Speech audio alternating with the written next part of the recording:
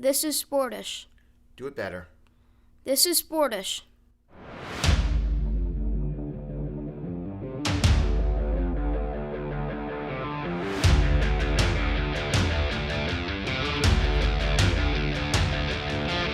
This is Sportish.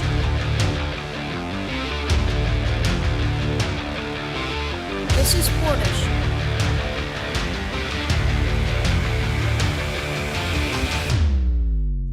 This is Sportish. This is Sportish. It's the show ostensibly about sports, starting a global sports shutdown. My name is Geoff Brault. I'm joined by Dr. Keith Strudler, who's the director of the School of Communication and Media at Montclair State University. Our producer is Mike Wallace, and you are hopefully watching us on For the Fans Network, where we have crossed a very important milestone, Keith. We have now been on for exactly 1 month. We have spent 1 month gracing your television screens at midnight on Wednesdays. And I believe the 1 month anniversary gift is paper.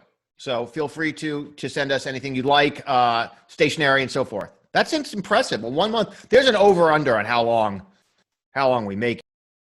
Oh, yeah. I mean, I feel like when we announced it, it's like, you know how everybody's got a friend where they get married and all you talk about at the wedding is like, I'm pretty sure this won't make a year. That was us and the network. And yet here we are. I don't believe it. It is amazing. And if you look now, for those of you that are also loyal downloaders of the podcast version, because you watch us and then you feel like, well, I'd like to own that and I'd like to listen to it. You know, that podcast is now, what are we on, about 17 plus episodes? So we've been a full third of a year, I believe we've been doing this, basically following along the trajectory of the pandemic, which is a metaphor if I've ever heard one. Audio podcast drops on Apple Podcasts, Stitcher, Spotify, wherever you get your podcasts on Thursdays. So you can watch us on For the Fans Wednesday at midnight, which is technically, I suppose, Thursday at midnight. And then the audio version drops sometime that afternoon. So, and do please leave us a 5-star review. We've only got like one 5-star review in the last couple of weeks, and that's not enough. It makes me sad. I think we need more. Do you think that our television fame is starting to cannibalize our podcast kind of ascent? Yeah, I mean, well, how can it not?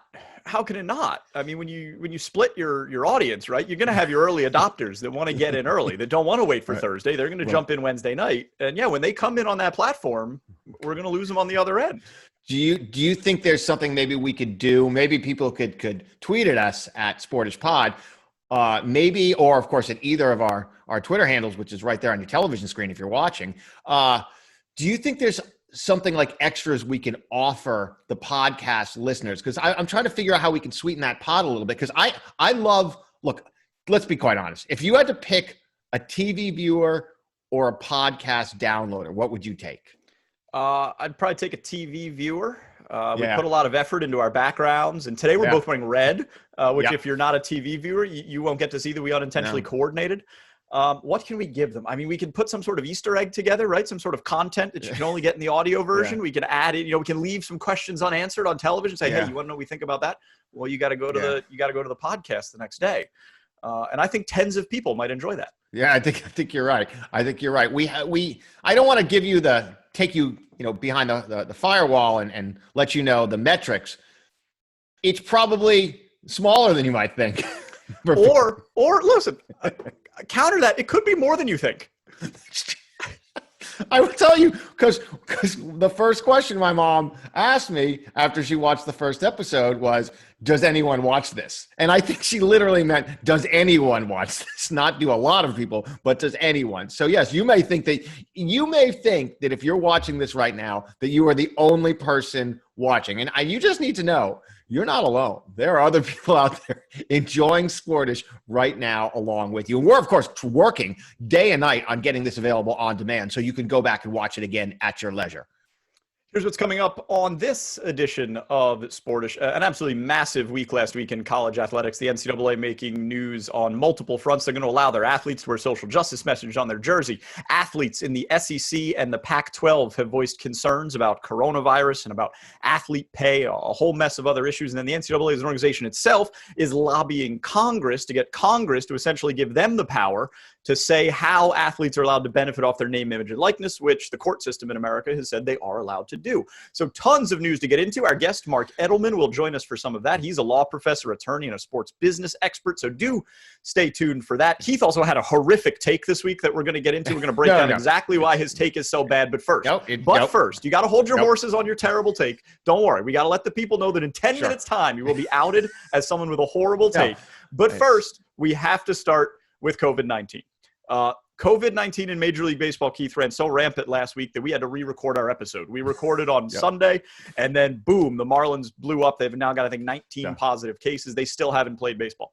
1 week's time since we had to re-record on Monday. It is now, by the way, Monday, August 3rd, when we're recording this edition.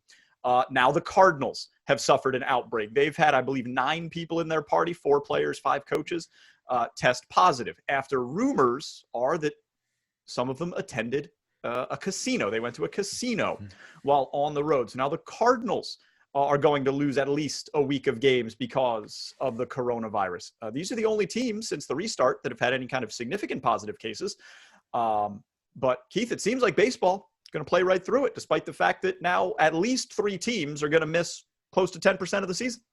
Yeah, and I think there's going to be a question about the integrity of the season. And in some ways, this is going to be up to the fan themselves. One of the things, and I was thinking about this a bit when I was watching the NBA in the bubble last night, and the NBA, I think, is doing a very good job creating meaningful games. I actually, and not to get off the topic of the question, but I will say I found the game I was watching last night to be one of the most exciting, meaningful games I've watched in years. And there's something about the intensity that they've created in that environment that, and in many ways, they've distilled basketball down to its most core element by taking it away from this kind of spectacle that it had become.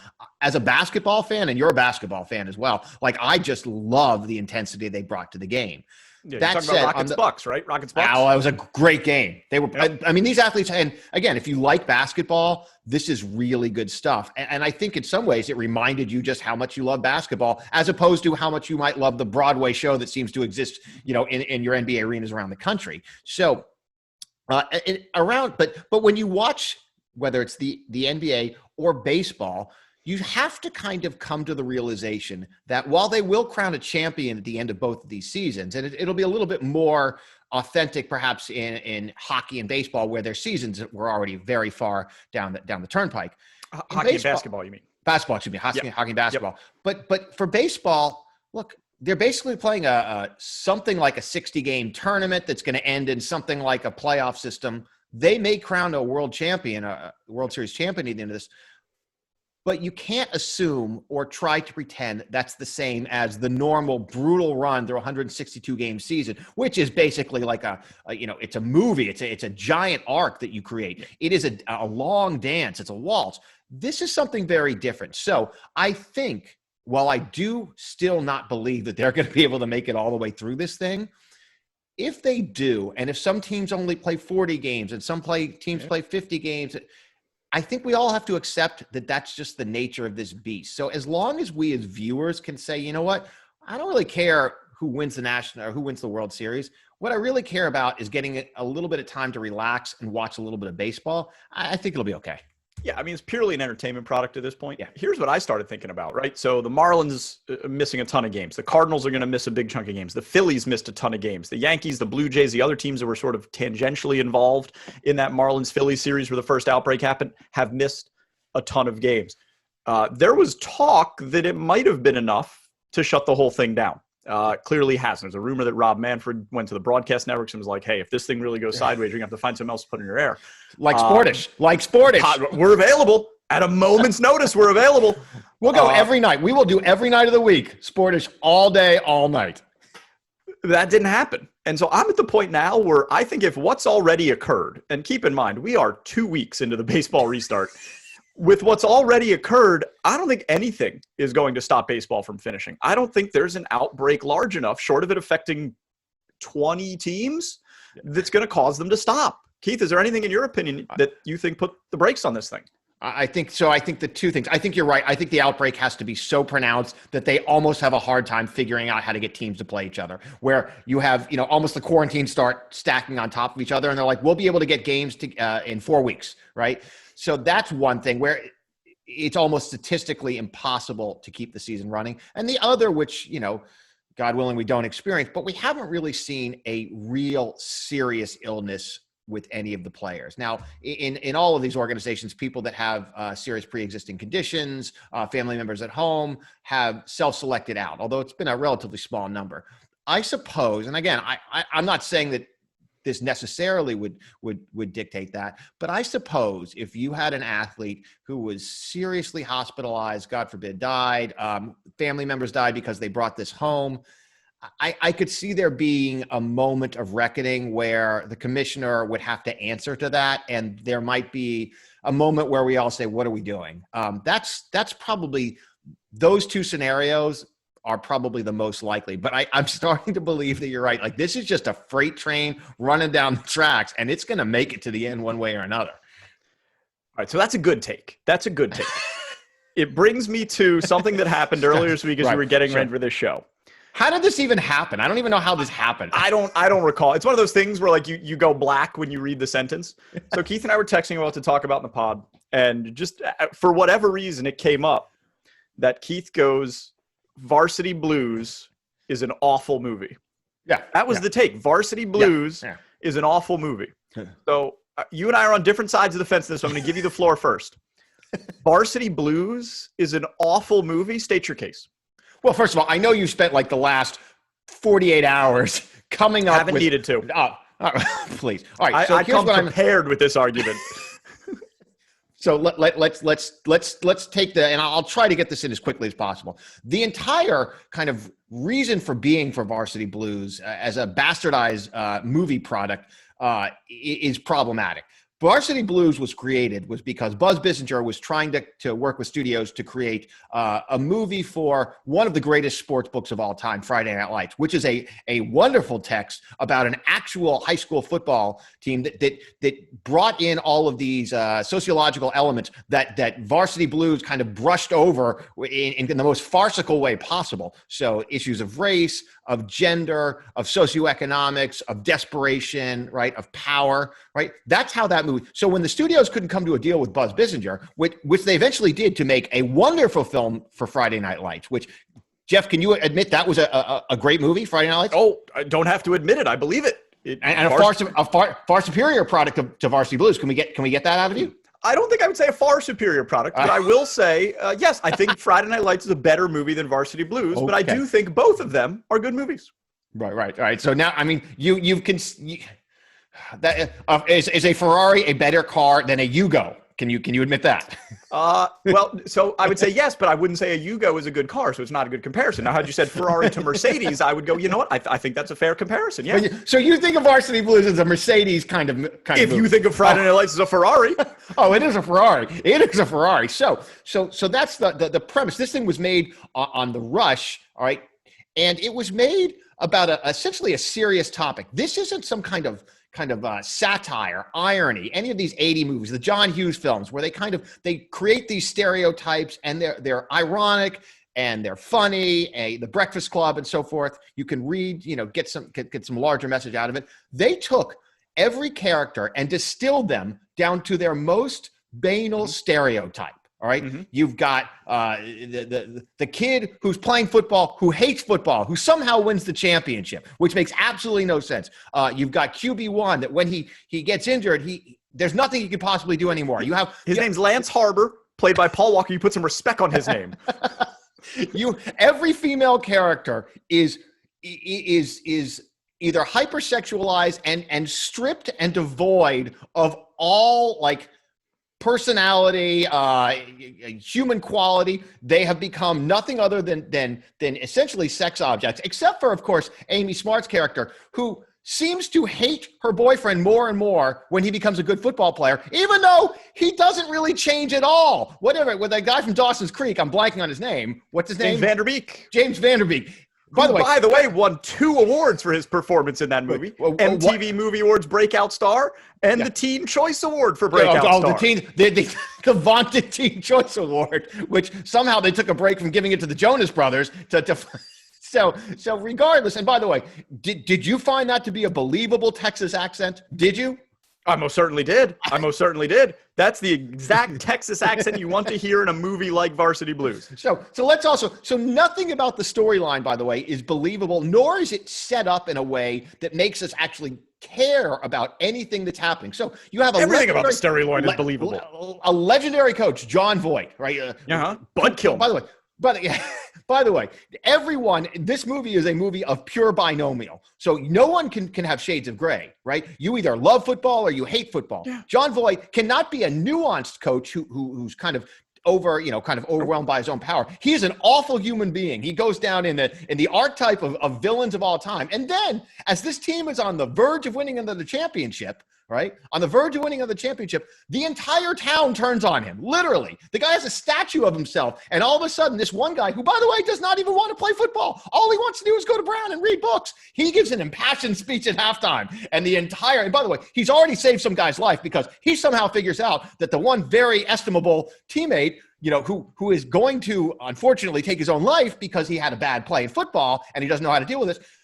Dawson's Creek heads out there, finds him, saves his life, and he's like, by the way, I have to go win a championship. The other thing, so this guy is our quarterback decides at some point that he's going to throw a football in his dad's face and nearly kill him for no real reason other than his dad really likes foot. And by the way, his father, who basically plays the same role that Tim McGraw plays in Friday Night Lights, who plays a very kind of deep, meaningful character whose life is kind of shattered. You kind of live through the alcoholism and all these things. His father is just a caricature of that, right? And we're supposed to care about that, right? That's essentially it. The writing is really poor. Everything is highly stereotyped. There is no setup to everything. It is the most predictable film of all time. I mean, we know it. At every point, we know what's going to happen next. What is redeeming about this film? Oh, and besides the way, the Friday Night Lights in this story is largely, but this is going to go long, is largely, I mean, in many ways, just about, not to get serious, largely about race. They have taken this movie, and they're obviously in any high school football movie, there are going to be racial overtones and storylines. They've taken that and distilled this down to one character whom is essentially deals with racism in the most simplistic, stereotypical way humanly possible. Because the coach, who is an awful human being and has probably, dealt with many African-American athletes, has zero compassion, zero. He is just a horrible human being. There is nothing about this film that makes any sense at all. The only thing that's good is James Caan, right? James Caan. Tweeter. James Caan. Yeah, Tweeter. I am glad this propelled him to a much more prominent role in Hawaii Five-0, which I think is actually a fantastic television show. That's what I have to say about this movie. Here's why you're wrong. Varsity Blues was released in 1999. Yeah. It is August 3rd, 2020. 21 years later. 5 words. I don't want your life. An iconic line from a seminal coming-of-age tale. It has endured the test of time. I don't want your life. That is why Varsity Blues, that and Ali Larter's whipped cream bikini, that is up there with the pool scene, right? With the red bikini pool scene. Was that Fast Times at Ridgemont High? Yeah, sure. Phoebe Cates, which is much more iconic, a much more nuanced, iconic film. There were some serious elements in that movie. Those are 2 pieces of film and iconography. Do not try to compare Tweeter to Spicoli, played by Sean Penn, who is actually with all due respect to James Caan, a far superior actor, right? So do not, and by the way, not for nothing, a lot of these movies, when you go back and you watch them, like we watched Ferris Bueller. Ferris Bueller, over the weekend, we went to a drive and watched Ferris. He's kind of a jerk. Like, he's not kind of a jerk. He's a huge jerk. Ferris Bueller, great movie. Ferris Bueller's Day Off, exceptional movie. Not as good, though. I'll stand on this one. I think War Games is better. Oh, my God. Well, now we have to do a whole other podcast about that ridiculous take. Do you want to play a game? Now, that's a better line. It isn't. Dude, that's a better line than I don't want your life. Do you want to play a game? No. Dude, it's a much better line. No, it's not. It's not at all. It's not at all. And here's how I know that your takes are just wholly invalidated when it comes to seminal sports movies. How? You think Blades of Glory is good? Blades of Glory. we're we're gonna dance to one song and one song only. I'm gonna get you. When they show the video and he chops his partner's head off on the that is a great movie. That is a great movie. That is Semi-Pro's not bad either, but Blades of Glory is pretty good. I don't want to hear any more of your terrible opinions. Let's talk about the NCAA. A lot has gone on this week. Let's start with this. The NCAA is now allowing athletes, should there be a season to allow them to wear uniforms, to wear social justice messages on their jersey. And they have been very loose about what they can put on the jersey.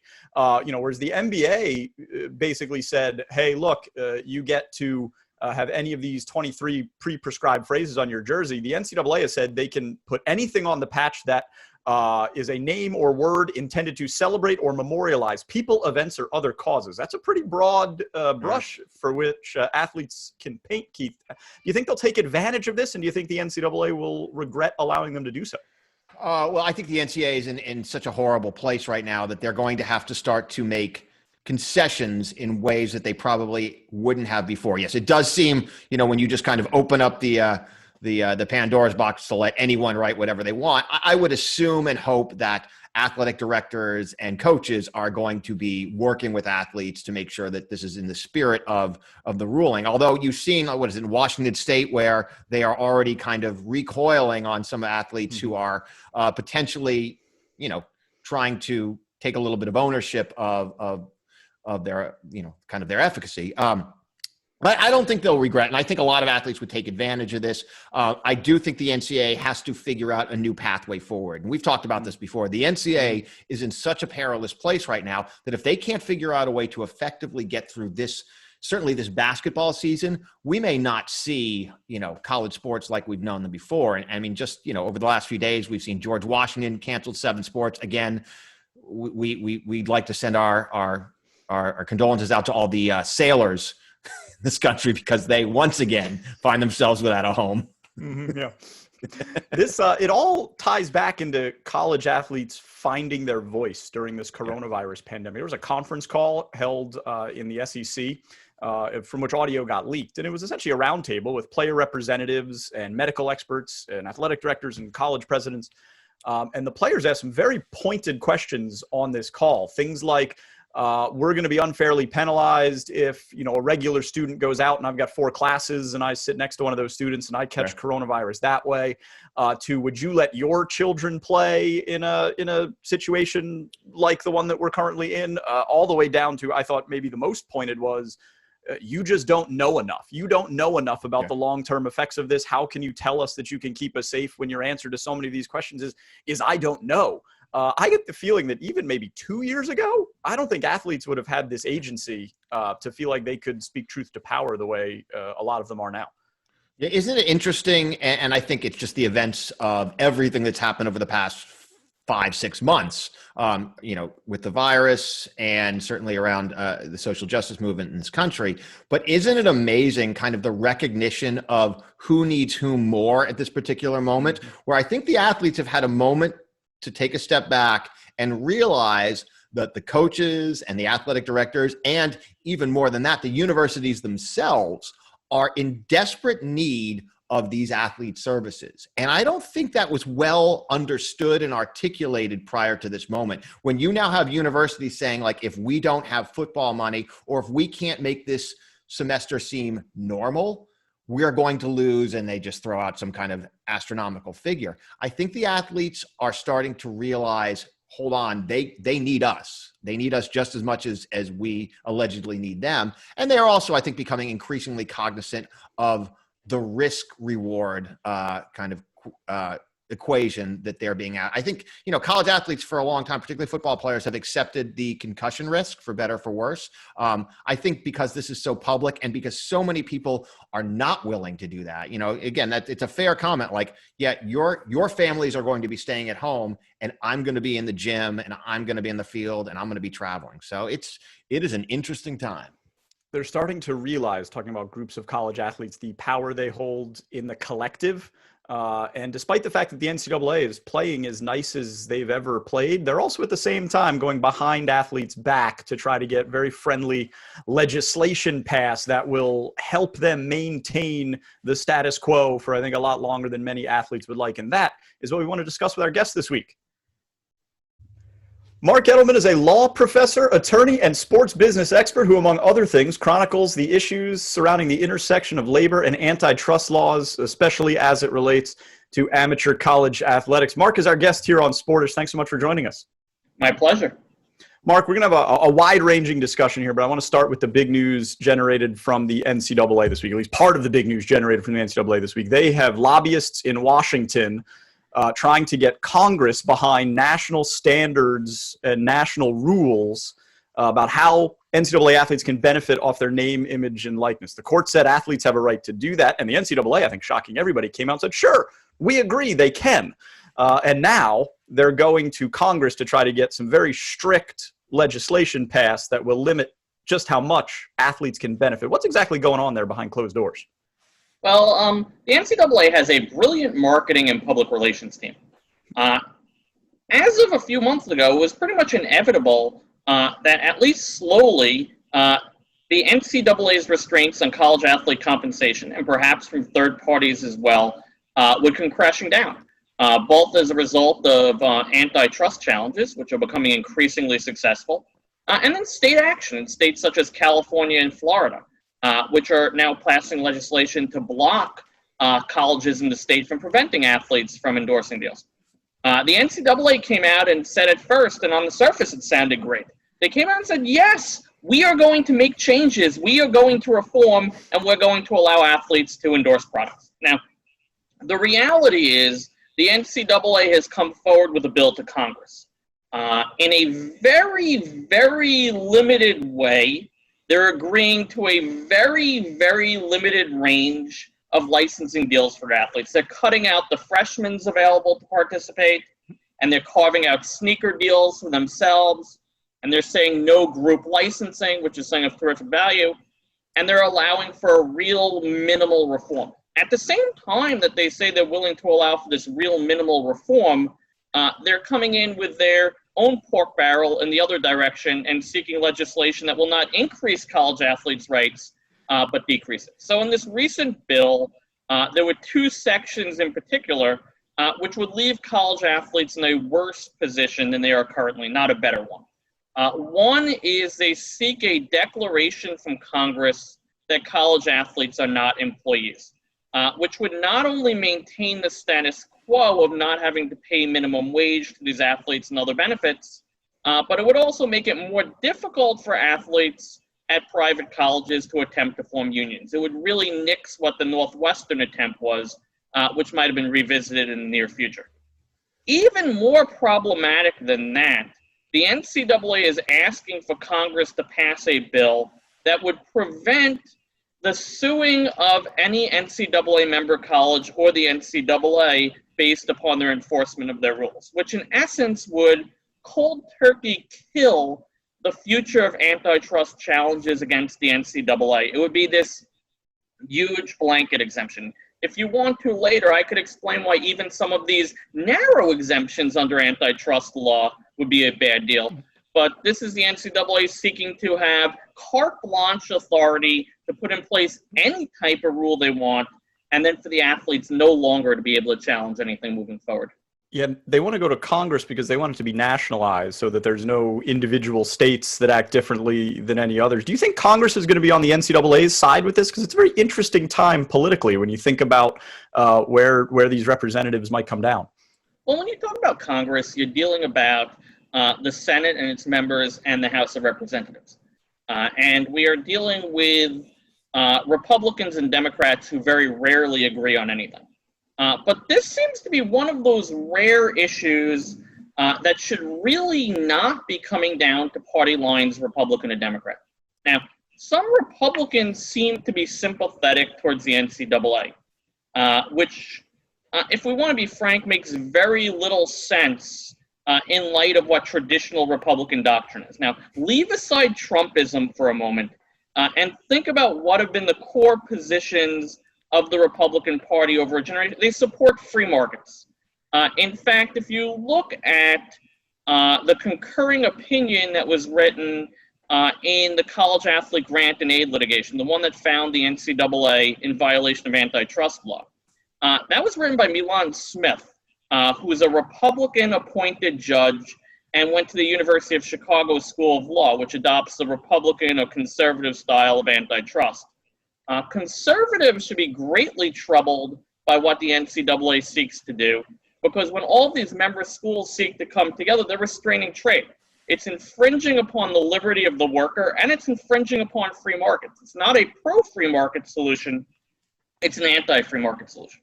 Now, you would also think that some of the post-Tea Party Trumpy Republicans should be bothered by this as well.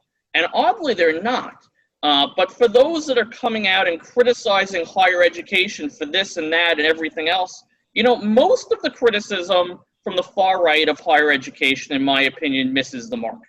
But here they have a golden opportunity.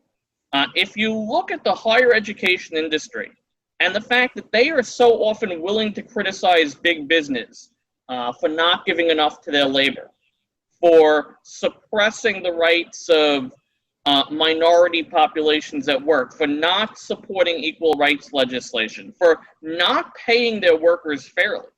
And then if you look at this, and they all get together, all of these college presidents that generally support these left-leaning, reformist, progressive values are coming together.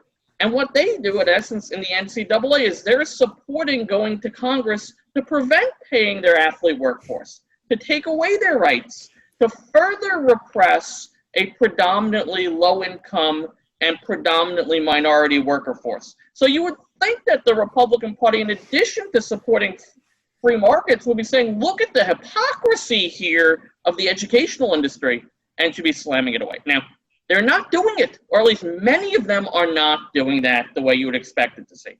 And then you also have to wonder if some on the further left side of things, who usually would be condemning these issues, might be giving too much deference to the education industry, which they usually support. Yeah, it's kind of one of these interesting conundrums where everyone supports, you know, all these noble causes, but not in my backyard. And obviously the college presidents, more often than not, feel beholden to their donors and all of the people that make these universities hum, and perhaps the state legislatures as well.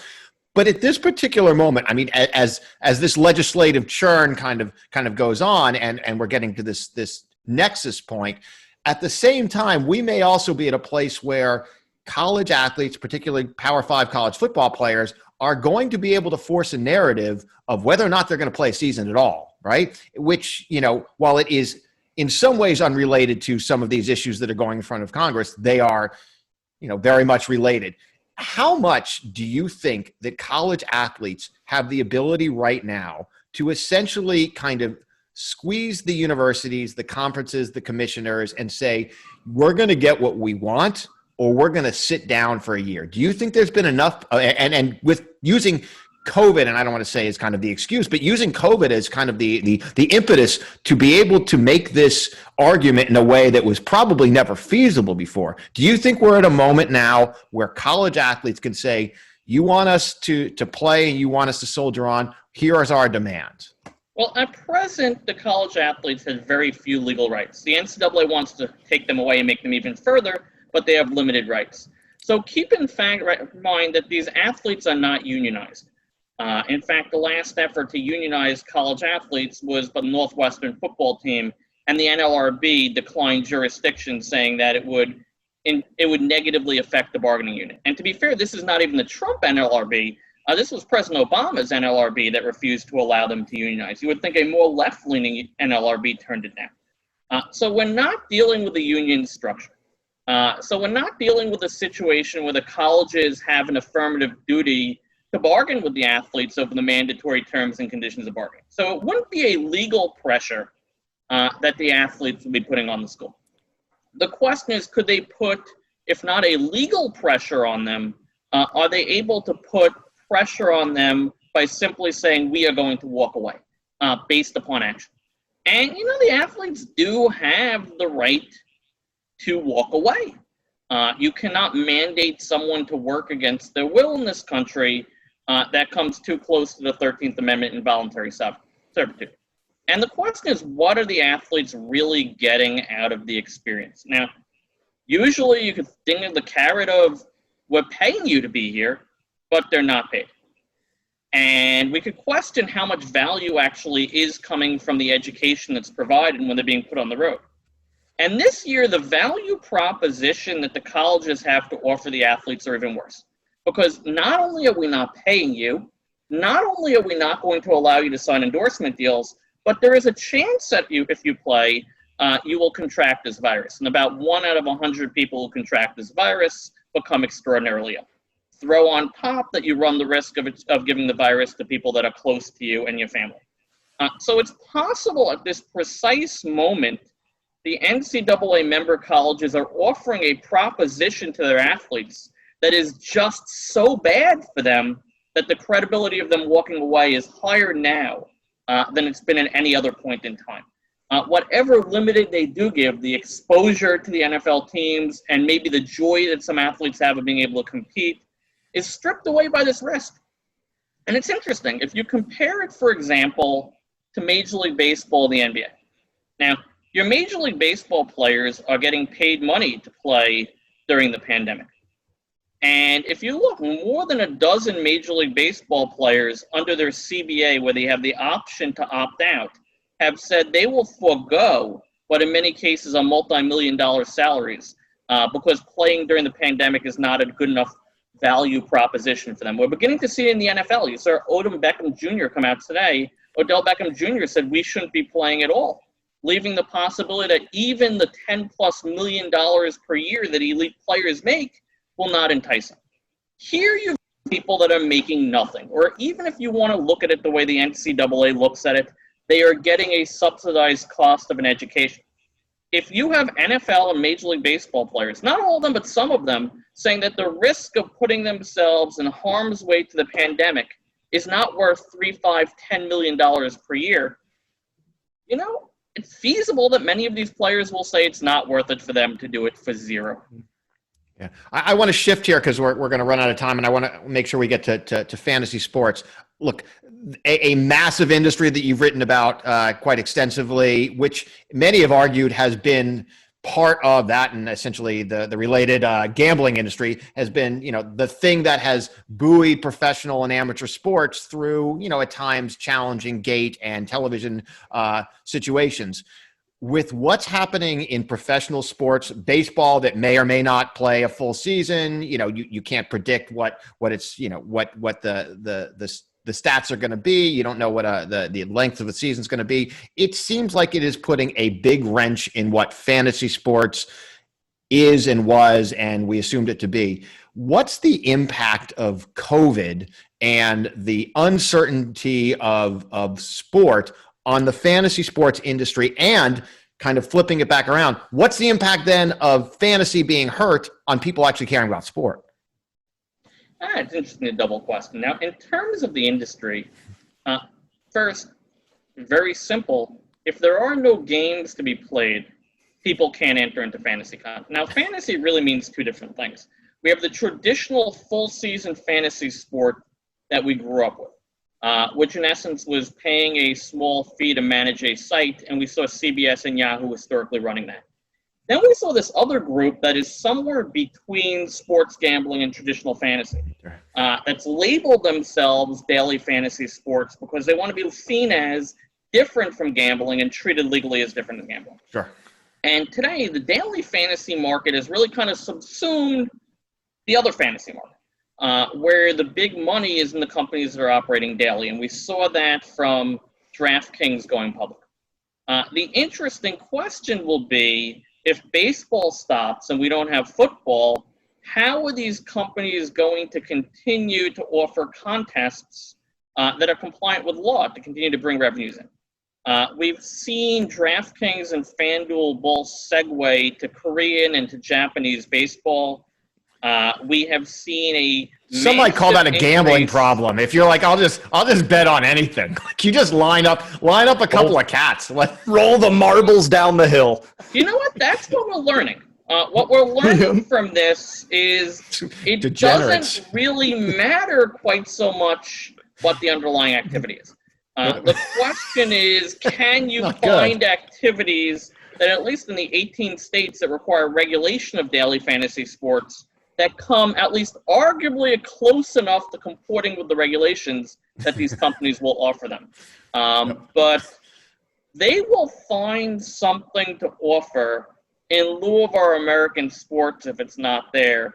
And there will be people that will play. The interesting question is someone who represents a lot of DFS companies and fantasy sports companies is whether the people that run these companies will expand into areas in a legally risk-adverse way enough that they're not getting into activities that are clearly on the wrong side of the law. And companies like DraftKings have pushed the law for years. I mean, when it said you were allowed to do only multiple contests based on multiple players and multiple real-world events, the leaders of DraftKings claimed that a single NASCAR race was a multiple events because there are multiple laps. So you'll see It's a lot going on, yeah. far they will continue to push what the law is intended to allow.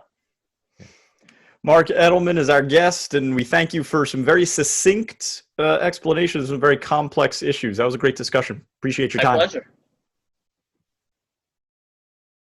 Woo! I think maybe my favorite thing that we learned in that interview, Keith, is that people will bet on literally anything. It's got me thinking about, like, what kind of thing can we create to get people to put some money on it? Something that happens here on the show. Maybe. I mean, anything. I really think people will bet on, rock, paper, scissors. People will bet on marbles rolling down the hill.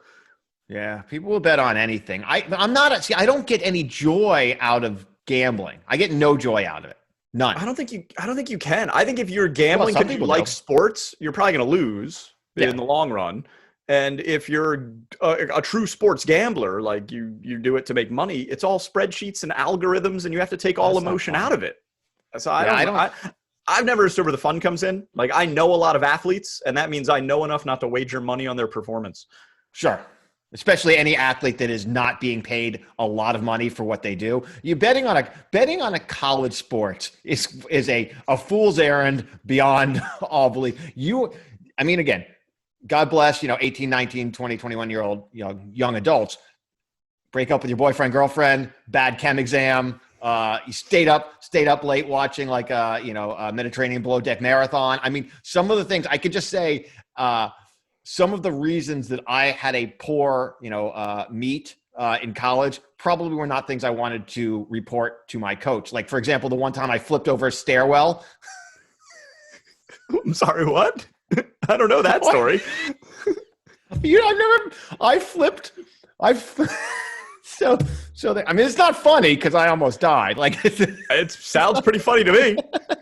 It's not funny. So there at Cornell, one of the student unions, the one in North Campus, it was like a 3-story kind of thing, and the stories were very large, like they were very high ceilings, and so dining rooms on the top floor, and we used to slide down the stair, like the banisters, right? You'd kind of hop on it, you'd slide down, and it was there were basically two flights or two, for each floor. Like, it'd go down halfway, there'd be a landing, and then it would curve down.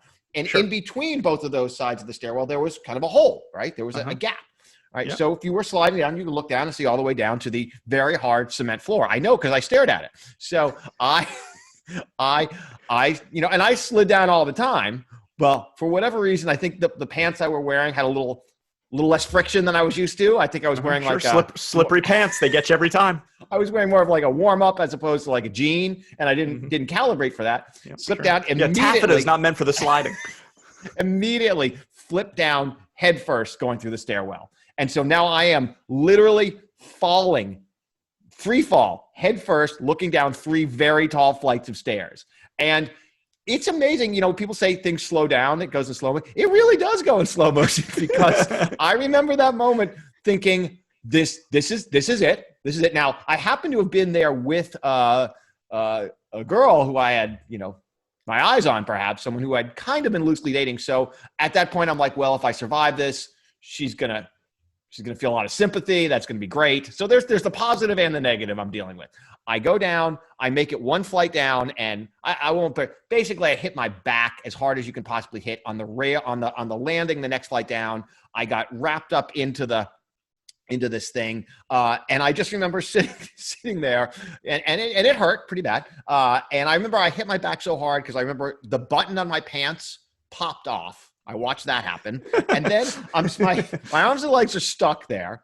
And I just heard someone being like, don't move him. He might have broken his neck. And I looked at someone next to me and I think I said, get me over this blanking railing. Do not let me fall 2 more flights, because I figured I didn't have another fall. But I will also say I didn't break anything, remarkably. That conversation I had to have with my coach on Monday, when I just gotten off 2 weeks of being sick and being like, Coach, I might need another week off, I flipped over a stairwell. Very difficult. Very important follow-up question. Were you sliding down the banister to impress a girl? I mean... Is that what you thought was going to work for you? Because Napoleon Dynamite once told me that girls like guys who have skills, and I'm wondering if you took that to heart. I don't know if that was exactly the reason, but I think there was a certain kind of coolness to the way I you think so? Myself. How'd that work out for you in the end? Not well. It almost cost me everything.